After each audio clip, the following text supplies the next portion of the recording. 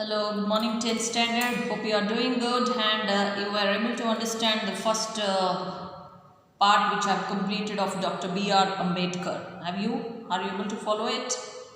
It's a very interesting chapter actually.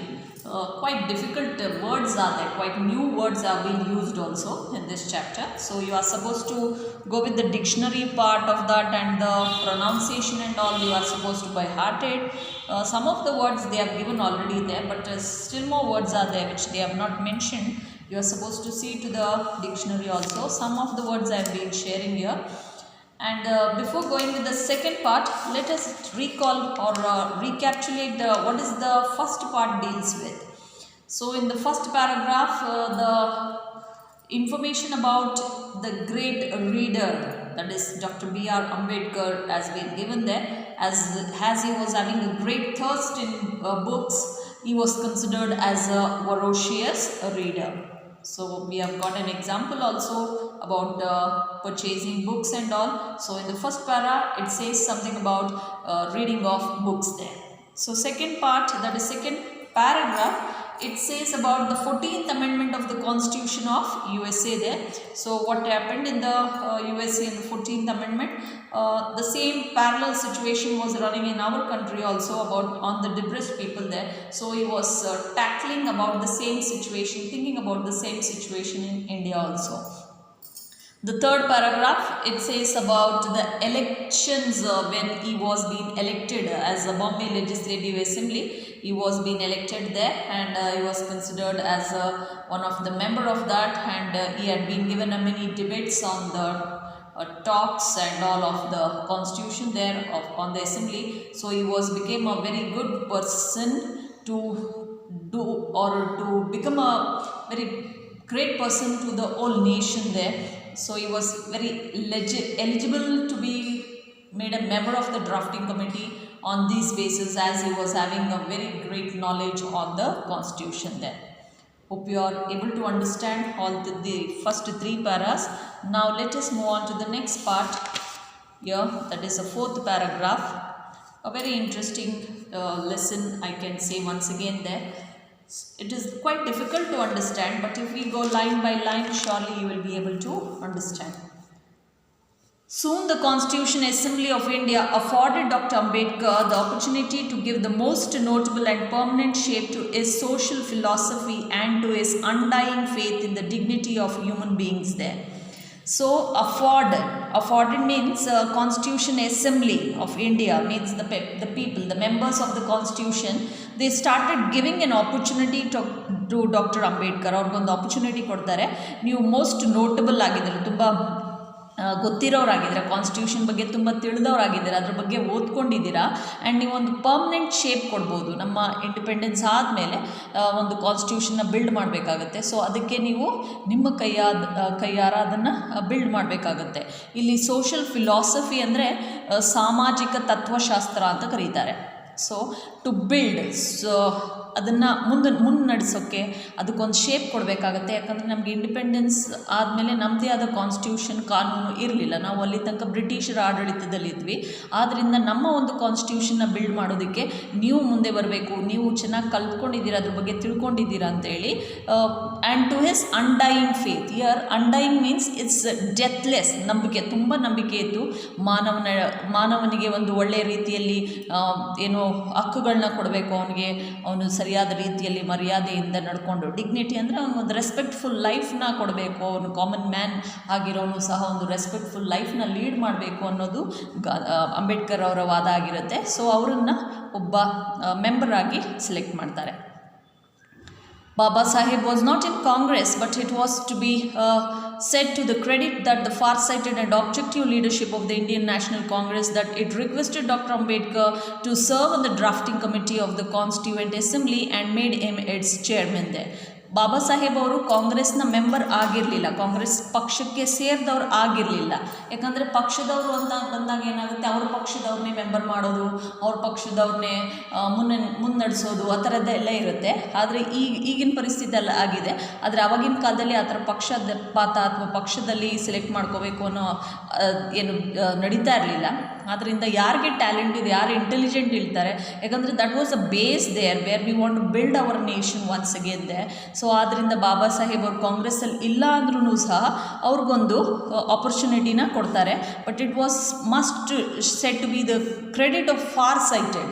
ಇಲ್ಲಿ far sighted ಅಂದರೆ ಕಾಂಗ್ರೆಸ್ಸಿಗರಿಗೆ ಇದ್ದಂಥ ದೂರದೃಷ್ಟಿ ಅಥವಾ ಆಬ್ಜೆಕ್ಟಿವ್ ಲೀಡರ್ಶಿಪ್ ಅಂದರೆ ವಸ್ತುನಿಷ್ಠೆ ನಾಯಕತ್ವ ಅಂತ ಕರೀತಾರೆ ಕನ್ನಡದಲ್ಲಿ. ಅಂದರೆ ಆಬ್ಜೆಕ್ಟಿವ್ ಅವರ ಮುಂದಿನ ಏನು ತಲೆಮಾರುಗಳಿಗೆ ಅಥವಾ ಅವರು ಮುಂದಂತ ಬಂದಂಥ ಜನರೇಷನ್ಸ್ಗೆ ಯಾವ ರೀತಿಯಾದ ಕಾನೂನು ಮಾಡಬೇಕು ಅನ್ನೋದನ್ನು ಅಥವಾ ನಾವು ಹೇಗೆ ತಿದ್ದುಪಡಿಗಳನ್ನ ಮಾಡ್ಕೋಬೋದು ಅನ್ನೋದನ್ನು ಕಾಂಗ್ರೆಸ್ಸಿಗರು ಮೊದಲೇ ತಿಳಿದಿದ್ರು. ಆ ಕಾರಣಕ್ಕೆ they started taking him and making him and requested him to serve on the drafting committee.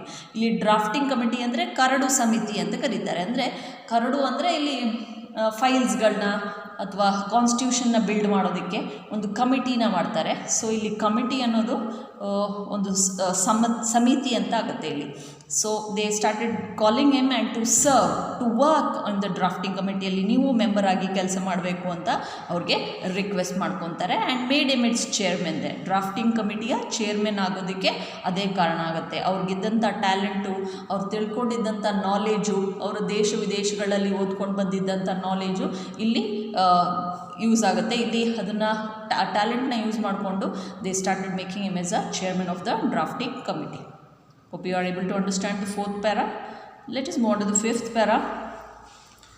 As the chairman of the drafting committee, Dr. Ambedkar anticipated every conceivable requirement of the new policy. So chairman ಆದಮೇಲೆ ತುಂಬ ಏನು seat ಅಂತ ಕೂತ್ಕೊಂಡ್ಮೇಲೆ ತುಂಬ ಜವಾಬ್ದಾರಿಗಳಿರುತ್ತೆ. So ಅದರಿಂದ doctor Ambedkar anticipated. anticipated means started working very hard for the conceivable requirement. He started thinking every corner, ಒಂದೊಂದು ಸಣ್ಣ ಸಣ್ಣ ಅಂಶಗಳನ್ನು ಸಹ ಹೊಸ ಪಾಲಿಸಿನ ಮಾಡೋದಕ್ಕೆ, ಹೊಸ ಕಾನ್ಸ್ಟಿಟ್ಯೂಷನ್ನ ಬರೆಯೋದಕ್ಕೆ ಎಲ್ಲ ವರ್ಗದವರಿಗೂ ಅನುಕೂಲ ಆಗೋ ರೀತಿಯಲ್ಲಿ ಈ started writing it seems. Drawing from the examples and experience of the other nations and the distinctive needs of our own society. So drawing from the examples and experience. ಅವರು ಬೇರೆ ದೇಶಗಳ ಕಾನ್ಸ್ಟಿಟ್ಯೂಷನ್ಗೂ ಹೋಗಿರ್ತಾರೆ, ಬೇರೆ ದೇಶಗಳಲ್ಲಿ ಮೀಟಿಂಗ್ಗಳನ್ನ ಅಟೆಂಡ್ ಮಾಡಿರ್ತಾರೆ, ಅಲ್ಲಿನ ಕಾನ್ಸ್ಟಿಟ್ಯೂಷನ್ಗಳನ್ನ ಓದಿ ತಿಳ್ಕೊಂಡಿರ್ತಾರೆ.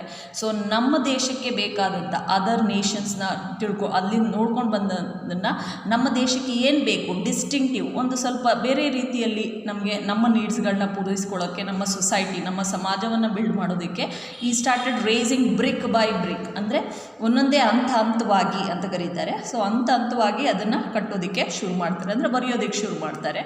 The magnificent edifice which now stands is a fundamental rights in the constitution of India. The magnificent edifice ಅಂದರೆ ಇಲ್ಲಿ ಒಂದು ಸಿಸ್ಟಮ್, ಒಂದು ಕರೆಕ್ಟ್, ಒಂದು ಇಂಪಾರ್ಟೆಂಟ್, ಒಂದು ಇಂಪ್ರೂವ್ಡ್ ಅಥವಾ ಒಂದು ಬ್ಯೂಟಿಫುಲ್ ಅಂತ ಮೆಗ್ನಿಫಿಷೆಂಟ್ ಅಂತ ವೆರಿ ಇಂಟೆಲಿಜೆಂಟ್, ವೆರಿ ಟ್ಯಾಕ್ಟ್ಫುಲ್ಲಾಗಿ ಬರೆದಿರುವಂಥ ಒಂದು ಸಿಸ್ಟಮ್ನ ಅವರು ಈಗ ನಾವೇನು ಫಂಡಮೆಂಟಲ್ ರೈಟ್ಸ್ ಅಂತ ನೀವೆಲ್ಲ ಕಾನ್ಸ್ಟಿಟ್ಯೂಷನಲ್ಲಿ ಮೊದಲ ಭಾಗವಾಗಿ ಓದ್ತಿರಲ್ವ, ಆ ರೈಟ್ಸ್ನ ಮೊದಲು ಬರೆದವರು ಅವರೇ ಆಗಿರ್ತಾರೆ. ಅದಕ್ಕೆಲ್ಲ ಎಕ್ಸಾಂಪಲ್ಸು, ಎಕ್ಸ್ಪೀರಿಯನ್ಸೇ ಕಾರಣ ಆಗುತ್ತೆ ಅವ್ರಿಗೆ. ಎಲ್ಲ ಬೇರೆ ಕಡೆ ಓದು ನಾಲೆಜ್, ಅವ್ರು ಏನು ಮಾಡಿದ್ರು ನಾಲೆಜ್ನ ಇಲ್ಲಿ ಅವರು ಯುಟಿಲೈಸ್ ಮಾಡ್ಕೊತಾರೆ. There were, of course, the other luminaries on the committee like Alladi Krishnaswamy Iyer, K.M. Munshi and N. Gopalaswamy Iyengar, who also made a vital contribution to the process of constitution making there. So they were not only one person, ಅಂದರೆ ಬರೀ ಅಂಬೇಡ್ಕರ್ ಮಾತ್ರ ಕಾನ್ಸ್ಟಿಟ್ಯೂಷನ್ನ ಬರೆಯೋದು ಅಂತ ಅಲ್ಲ, ತುಂಬ ಜನ ಇಲ್ಲಿ ನಿಮ್ಗೊಂದು 3-4 ಹೆಸರು ಮಾತ್ರ ಹೇಳ್ಕೊತಾ ಇದ್ದಾರೆ. ಆದರೆ ಇದ್ರ ಹಿಂದೆ ತುಂಬ ಜನದ ಕೈವಾಡ ಇದೆ, ಅಥವಾ ಏನವರು ಕೂತ್ಕೊಂಡು ಡಿಸಿಷನ್ಸ್ ತೊಗೊಳೋದಕ್ಕೆ ಎಲ್ಲ ರೀತಿಯ ವರ್ಗದ ಜನಗಳನ್ನೂ ಸಹ ಮೀಟಿಂಗಲ್ಲಿ ಮೆಂಬರ್ಸ್ ಮಾಡ್ಕೊಂಡಿದ್ದಾರೆ. For this lesson they have taken a very important 3 to 4 persons, that's all they. So ಇಷ್ಟೇ ಜನನ ಅಂತ ಅಂದ್ಕೋಬೇಡಿ, ತುಂಬ ಜನ ಇದ್ದರು. ಸೊ ಅದರಲ್ಲಿ ದ ಲುಮಿನರೀಸ್ ಆರ್ ವೆರಿ ಜೀನಿಯಸ್, ತುಂಬ ಪ್ರತಿಭಾಶಾಲಿಗಳು, ತುಂಬ ಇಂಟೆಲಿಜೆಂಟ್ ವ್ಯಕ್ತಿಗಳನ್ನ ಅವರು ಕಮಿಟಿಯ ಮೆಂಬರ್ಗಳಾಗಿ ಮಾಡ್ಕೊತಾರೆ. ಅದರಲ್ಲಿ ಮೊದಲನೆಯವರು ಅಲ್ಲಾಡಿ ಕೃಷ್ಣಸ್ವಾಮಿ ಅಯ್ಯರ್ ಅಂತ, K.M. Munshi and also N. Gopalaswamy Iyengar. ಈ ನೇಮ್ಸ್ಗಳನ್ನ ನೀವು ಸ್ವಲ್ಪ ಬಾಯ್ಪಾಠ ಮಾಡಬೇಕಾಗತ್ತೆ, ಯಾಕಂದರೆ ಇದು ಪ್ರಶ್ನೆ ಕೇಳುವಂಥ ಇಂಪಾರ್ಟೆಂಟ್ ಪ್ರಶ್ನೆ ಆಗಿರುತ್ತೆ. ಎಕ್ಸಾಮ್ ವ್ಯೂ ಪಾಯಿಂಟಲ್ಲಿ it's a very important question. 2 to 3 ಮಾರ್ಕ್ಸ್ಗೆ ಬರುವಂಥ ಕ್ವಶನ್ಸು ಈ ಪಾಠದಿಂದ ಬರುತ್ತೆ ನಿಮಗೆ. Who also made a vital contribution. ಅಂದರೆ ವೈಟಲ್ ಅಂದರೆ ತುಂಬ ಪ್ರಮುಖವಾಗಿ ತುಂಬ ಇಂಪಾರ್ಟೆಂಟ್ ಕೆಲಸಗಳನ್ನ ಮಾಡಿದಂಥ ವ್ಯಕ್ತಿಗಳು ಇವರಾಗಿರ್ತಾರೆ.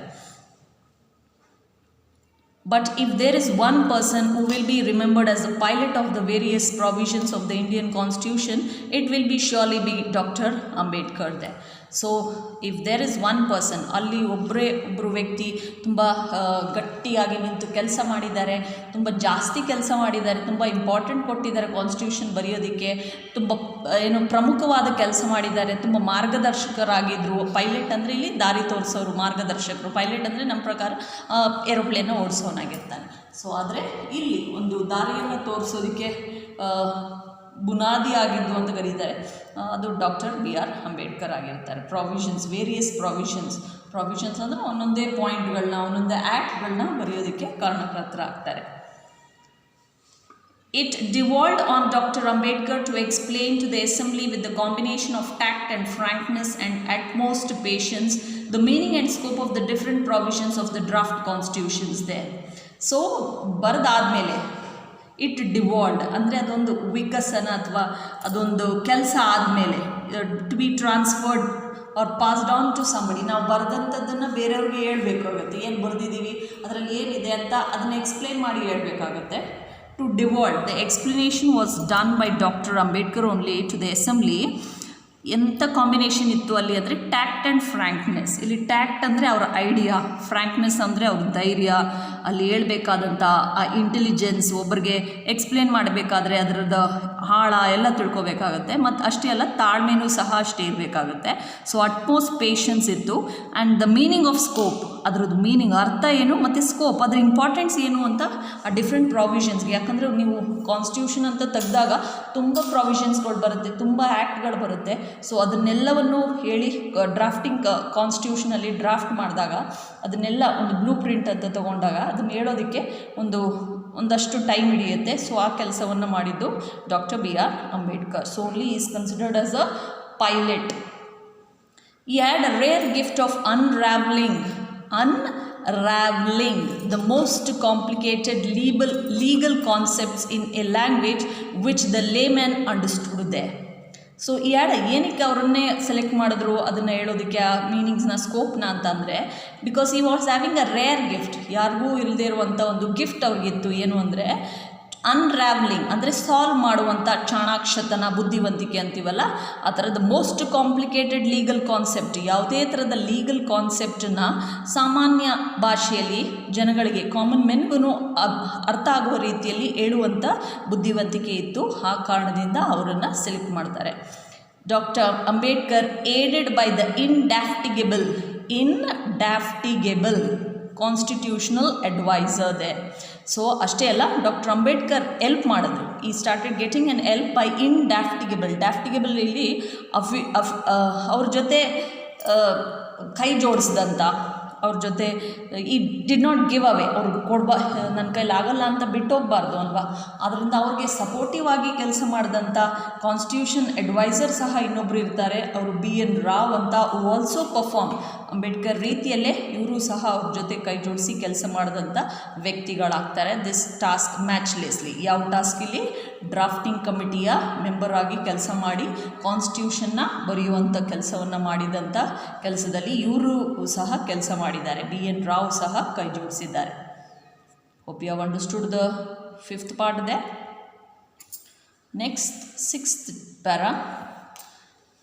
Dr. Ambedkar had a clear perception of the mutuality of the 3 pillars of the state, the legislature, the executive and the judiciary there.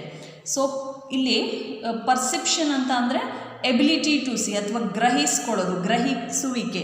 ಅಂದರೆ doctor Ambedkar ಅವ್ರಿಗೊಂದು ತಲೆಯಲ್ಲಿ ಒಂದು ಎಬಿಲಿಟಿ ಇತ್ತು, ಒಂದು ಅಂಡರ್ಸ್ಟ್ಯಾಂಡ್ ಮಾಡ್ಕೊಳ್ಳೋಂಥ ಬುದ್ಧಿವಂತಿಕೆ ಇತ್ತು. ಏನು ಅಂದರೆ ಮ್ಯೂಚುಯಾಲಿಟಿ, ಒಂದು ಅಂಡರ್ಸ್ಟ್ಯಾಂಡಿಂಗ್. ಏನು ಅಂತ ಅಂದರೆ 3 ಪಿಲ್ಲರ್ಸನ್ನು ಒಟ್ಟಿಗೆ ಕೆಲಸ ಮಾಡಬೇಕಾಗತ್ತೆ, ಅವರವರ ರೀತಿಯಲ್ಲಿ ಅವರು ಕೆಲಸ ಮಾಡಬೇಕಾಗತ್ತೆ. ಇಲ್ಲಿ ಯಾವುದು 3 ಪಿಲ್ಲರ್ಸ್ ಅಂತ ಅಂದರೆ ನಮ್ಮ ದೇಶದ 3 ಪಿಲ್ಲರ್ಗಳು ಯಾವುದು ಅಂದರೆ legislature, executive and judiciary. Legislature, executive and judiciary ಅಂತ ಬರುತ್ತೆ. ಶಾಸಕಾಂಗ, ಕಾರ್ಯಾಂಗ ಮತ್ತು ಜುಡಿಷಿಯರಿ ರೆಫರ್ಸ್ ಟು ಜಸ್ಟಿಸ್, ಲಾ ಅಂತ ಹೇಳ್ಬೋದು ಇಲ್ಲಿ. ಸೊ ಕಾರ್ಯಾಂಗ ಮತ್ತು ಜುಡಿಷರಿ ಅಂತ ಈ ಮೂರು ಕೆಲಸಗಳು ಮಾಡಿದೆ ಅದರದೇ ರೀತಿಯಲ್ಲಿ ಅವು ಕೆಲಸ ಮಾಡಬೇಕಾಗತ್ತೆ. He raise that jurisdictions of each should be clear and untrammelled. Untrammeled here refers to which is not be restricted there. So jurisdictions of each should have a clear and untrammeled. ಯಾರಿಗೂ ಸಹ the officialsಗೆ ಅವ್ರದ್ದೇ ಆದಂಥ power ಇರುತ್ತೆ. So ಆ ಪವರ್ಗೆ ಯಾರು ಅವ್ರನ್ನ ಕೆಲಸ ಮಾಡದೇ ಇರೋ ರೀತಿಲಿ ಕಂಟ್ರೋಲ್ ಮಾಡಬಾರ್ದು ಅನ್ನೋದು ಸಹ at that time it was going on there. He had a sense of importance of the role of citizen. ಅಷ್ಟೇ ಅಲ್ಲ, ನಾವು as a citizen of India ನಮ್ಮ ರೋಲ್ ಏನು ಅನ್ನೋದನ್ನು ಸಹ ಅವರು ಕಾನ್ಸ್ಟಿಟ್ಯೂಷನಲ್ಲಿ ಬರೆದಿದ್ದಾರೆ.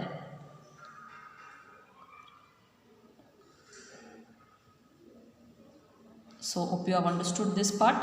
So 3 pillars of the state are legislative, executive and judiciary.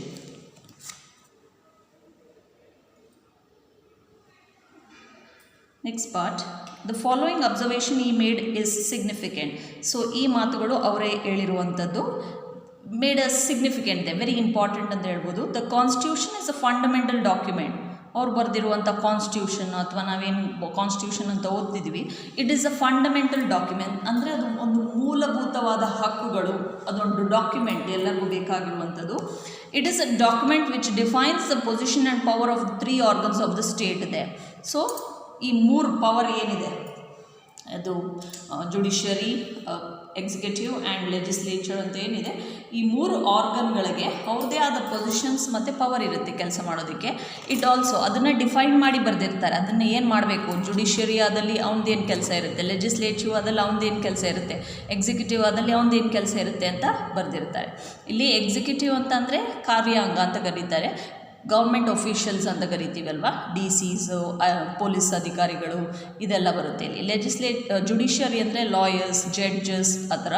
Legislature ಅಂದರೆ ಪೊಲಿಟಿಷಿಯನ್ಸ್, ಈ ಕೆಲಸಗಳು ರಾಜಕೀಯ ವ್ಯಕ್ತಿಗಳು, ಇವರು ಲೆಜಿಸ್ಲೇಚರ್. ಅಂದರೆ ಒಬ್ಬ ಮಂತ್ರಿ ಆದವ್ನಿಗೆ ಅವ್ರದ್ದೇನು ಕೆಲಸ, ಸೆಕ್ರೆಟ್ರಿ ಆದವ್ರಿಗೆ ಅವ್ರಿಗೇನು ಕೆಲಸ, ಈ ಥರ ಇವ್ರ ಕೆಲಸಗಳನ್ನ, ಅವ್ರ ಪವರ್, ಅವ್ರ ಪೊಸಿಷನ್ನ ಅದನ್ನು ಫುಲ್ ಡೀಟೇಲ್ಡಾಗಿ ಬರೆದು ಬಿಟ್ಬಿಟ್ಟಿರ್ತಾರೆ. Duties, what is his duty, what is his power, to what extent he can work ಅನ್ನೋದನ್ನು ಅವರು ಬರೆದಿರ್ತಾರೆ. He also defines the power of an executive and the power of legislature as against the citizen. So citizen ಏನಾದರೂ ನಾವು common people ಆಗಿ ಅಲ್ಲಿ ಹೋದಾಗ ಅವ್ರು executives ಯಾವ ರೀತಿ ನಮ್ಮ ಜೊತೆ ಸಹಕರಿಸಬೇಕು, ಅವ್ರ ಪವರ್ ಏನು, ಲೆಜಿಸ್ಲೇಟಿವ್ ಆಗಿ ಅವನದೇನು ಕೆಲಸ, ಅದನ್ನೆಲ್ಲ ಹೇಳ್ತಾರೆ. As we have done in our chapter dealing with fundamental rights. ನೀವು ಸಮಾಜಶಾಸ್ತ್ರದಲ್ಲಿ ಅಂದರೆ ಸೋಷಿಯಲ್ ಸ್ಟಡೀಸಲ್ಲಿ ಫಂಡಮೆಂಟಲ್ ರೈಟ್ಸ್ ಓದಿದರೆ ಅದರಲ್ಲಿ ಗೊತ್ತಾಗುತ್ತೆ ಯಾರ್ಯಾರ್ದು ಏನೇನು ಕೆಲಸ ಇರುತ್ತೆ ಅಂತ. In fact, the purpose of the Constitution is not merely to create the organs of the state, but to limit their authority.